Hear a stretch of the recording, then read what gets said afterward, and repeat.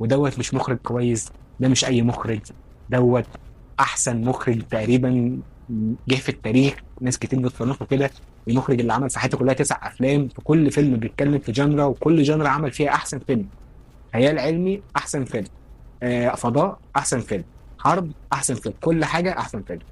رعب برضو احسن فيلم، فيلم ذا شاينينج. ستانلي كوبري هنا بيقدم لنا رعب من نوع مختلف، رجع لنا الرعب تاني بتاع اللي انت خايف من الشخصيه اللي قدامك. انا بعشق الرعب ده، الرعب اللي انا شايف قدامي بشر وانا خايف من البشر، ده مش مجرد اشباح وخلاص.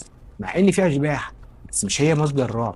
انت ما تخافش من الشبح اللي موجود في قلب الاوتيل، ملوش اي علاقه. انت خايف من الراجل ده، كل لما يجي يبص لك انت بتبقى مرعوب. هو اصلا من قبل ما يبدا الرعب انت مرعوب منه.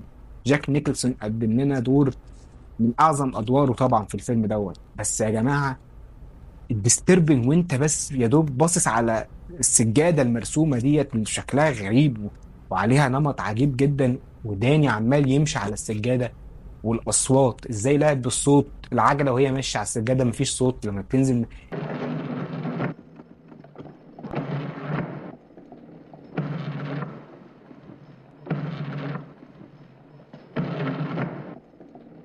دي لوحدها حاجات بتبني تنشن، بتخليك قاعد متوتر. الاليفيتور اللي بيفتح ويطلع دم، دي يعني هي حاجات ما تبانش مرعبه، مفيش خضات، الفيلم ما فيهوش غير خضه واحده بس، وكمان كانت باينه. طب الرعب جاي منين؟ الرعب جاي من اللي انت قاعد قلقان على الممثلين عشان انت حبيتهم. الرعب جاي من اللي انت قاعد متوتر بسبب الاصوات، بسبب طبعا الساوند ديزاين العظيم اللي معمول في الفيلم ده. فكل حاجه هي باكج على بعض، وبدات انت تخاف. السيكونس بتاع ويندي وهي عماله بتطلع وبتدور ومعاها البتاع، وبعد كده بتشوف الشخص الغريب. احط لكم الصوره، الغريب دوت الماسك العجيب، دي لوحدها تخض.